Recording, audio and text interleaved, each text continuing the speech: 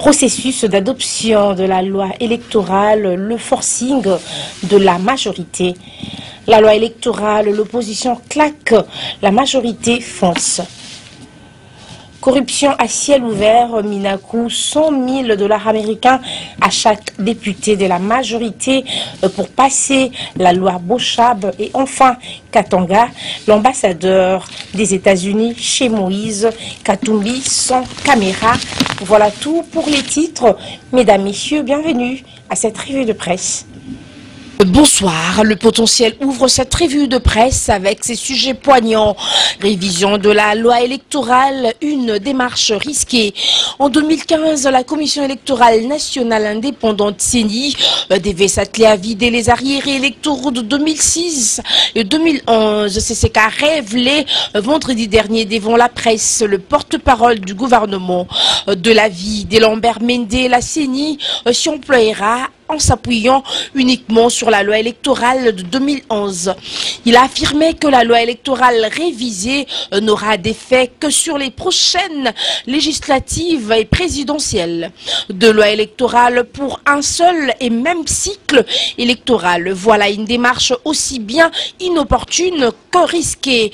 La majorité s'est bien préparée en conséquence, s'exclame le tabloïd. Dans une autre colonne, le journal écrit c'est les scénarios fatidiques qui se préparent entre la CENI et les gouvernements. Le cycle électoral 2014-2016 connaît des rebondissements au jour le jour. Le tout dernier est né à la suite des propos tenus vendredi dernier devant la presse par le porte-parole du gouvernement Lambert Mende. Par ce qui se passe désormais pour un coup d'éclairage, Mende a ravivé la polémique qui enfle sur les intentions du pouvoir en place de parvenir subtilement à un glissement du calendrier électoral au-delà de la date butoir de 2016. Le porte-parole du gouvernement a affirmé que les arriérés électoraux de 2006 et 2011 seront organisés sur pied de l'ancienne loi électorale. Les arriérés électoraux de 2006, par contre, concernant les conseillers de communes, des secteurs et des chefferies, mais aussi les conseillers urbains, les bourgmestres et chefs des secteurs, les maires et maires adjoints. Par contre, ceux de 2011 concernent les députés provinciaux, les gouverneurs des provinces et les sénateurs. Plus explicite, renchérit le journal, Mende a fait remarquer que seuls les scrutins du troisième cycle électoral, en l'occurrence les législatives et la présidentielle de 2016, sont concernés par la nouvelle loi électorale. Comme éclairage, c'en est bien un mais avec un côté rocambolesque. Pourquoi, s'interroge le tabloïd, et d'y répondre parce que la sortie publique de Lambert Mende sonne comme une dissonance qui met le gouvernement en contradiction avec lui-même. Quid?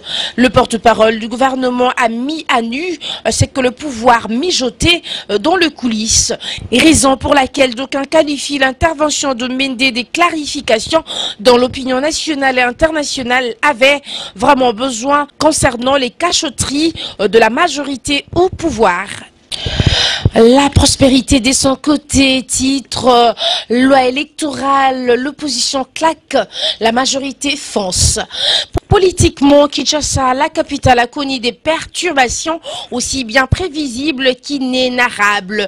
L'examen de la loi électorale, celle-là même que le gouvernement avait déposée dernièrement au Parlement, a provoqué une vague des protestations du côté des opposants. Rémembrés pour la cause autour des députés UDPS et alliés des Sami Badibanga, UNC et alliés de Vital Kamere et MLC et alliés, sans oublier d'autres groupes parlementaires dont les GPLS de José Makila. Difficile preuve, comme l'avait si bien annoncé la prospérité dans une de ses récentes livraisons. La séance aura donc été laborieuse. Elle aura été également symbolique pour l'apprentissage de la démocratie en RD Congo. Sous les rythmes saccadés, ponctués des bagarres, de coups de gueule et des tintamars dus au coup de sifflet alors que l'opposition a fini par s'y résoudre de claquer la porte. La majorité, quant à elle, n'aura pas eu d'autre choix que de foncer jusqu'au bout en profitant naturellement de sa supériorité numérique au sein de l'hémicycle pour juger cette loi recevable. Après des explications d'Évariste Bouchab, Mabouj, Mabilingue, le vice-premier ministre, ministre de l'Intérieur et Sécurité, ainsi du côté de la majorité, dit-on, le chien aboie, la caravane passe. A-t-il trouvé des raisons de s'incruster dans la signature de la rupture d'avec les titillements sur la révision de la loi électorale? Car pour elle, en effet, la page est donc tournée. Et le projet de loi électorale a été transmis à la commission Page pour examen approfondi. Les députés ont jusqu'à mercredi 14 janvier à 10 h pour y verser des amendements. Selon le chronogramme qu'Eminakou a dévoilé, à la fin de la séance, les membres de la Page devront à leur tour tout faire pour finaliser leur rapport au plus tard le 18 janvier prochain pour son adoption à l'Assemblée nationale avant que le Sénat ne s'en saisisse pour examen en mode d'urgence peu avant la clôture de la session extraordinaire fixée, comme tout le monde le sait, au 26 janvier 2015. Toute chose égale par ailleurs, et il n'est pas exclu que l'opposition revienne à la charge avec d'autres stratégies de blocage. Tout au long de ces travaux auxquels Évariste Bouchab, engageant l'ensemble du gouvernement de cohésion nationale, a pourtant promis de contribuer activement à leur bonne fin. Cette fois-là encore, nombreux sont ceux qui espèrent qu'après tout, l'idée du consensus préalable aurait été la thérapeutique de choc pour ne pas brûler le tissu de confiance difficilement rabiboché depuis 2013 à San Titi, en terre sud-africaine, remonte le journal. Les élections 2006 et 2011 n'auraient pas été une réussite si la majorité et l'opposition ne s'étaient pas engagées à respecter le pacte républicain enfoui dans l'accord global et inclusif. Plus d'une année après, les concertations nationales étaient-ils vraiment si tard pour rééditer le même exploit, s'interroge le tabloïd. À l'inverse, comment l'opposition politique qui a boudé l'examen de cette loi électorale pourra-t-elle contribuer le moment venu à la réalisation des prochaines élections dans un climat apaisé, s'interroge de nouveau le journal, et de répondre sur le vif cette question de fond apparemment noyautée dans la confusion qui a régné hier au Palais du Peuple remontera tôt ou tard à la surface. Il faudrait bien y réfléchir 1001 fois avant de se frotter les mains. CNews, de son côté, titre corruption à ciel ouvert. Minakou, 100 000 $ à chaque député de la majorité pour passer la loi Bouchab. Hier lundi 12 janvier 2015, Kinshasa a vécu l'une des journées les plus secouées politiquement en ces débuts d'année. La ville était à moitié paralysée car trouver un taxi pour se rendre notamment au centre-ville était un exploit. Retourner à son domicile était tout autant un casse-tête. Plusieurs Quinois ont parcouru des longues distances à pied pour trouver un taxi le plus chanceux. Les autres sont rentrés carrément à pied à leur domicile. Dans une autre colonne, le journal écrit: en effet, la plénière d'hier lundi avait été précédée par une réunion politique des députés de la majorité autour d'Aubin Minakou à l'hôtel Vénus les dimanches 11 janvier 2015. Selon un député de la majorité présidentielle présent, les parlementaires ont exigé la somme de 200 000 $ américains pour voter la loi Bouchab. Le secrétaire général de la majorité présidentielle présidentielle leur a promis la somme des 100 000 $ américains, renseigne notre source. Cette somme ne leur a pas été versée tout de suite, ni aucun acompte. Promesse leur a été faite qu'ils verront la couleur de cet argent après les votes de la loi controversée sur les élections.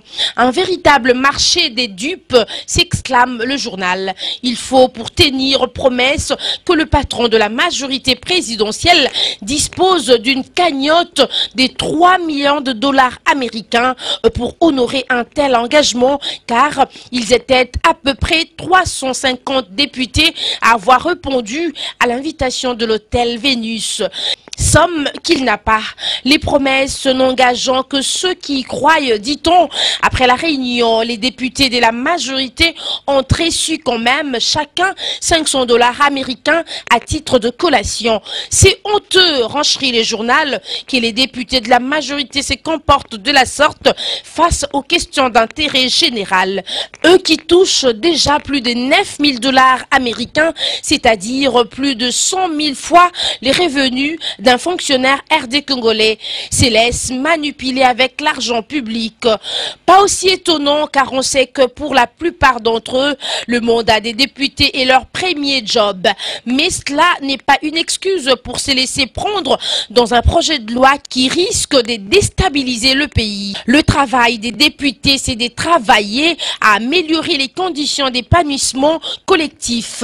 Quelle que soit la somme leur remise, la pauvreté morale s'attachera à eux pour de bon. Le même journal écrit en bas de sa une, Katanga, l'ambassadeur des États-Unis chez Moïse Katumbi, son caméra.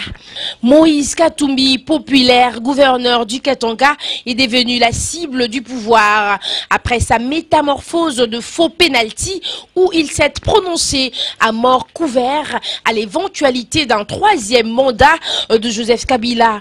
Depuis ses déclarations de la veille de Noël, le pouvoir en a fait une cible de choix en resserrant l'étau autour de lui et de ses proches.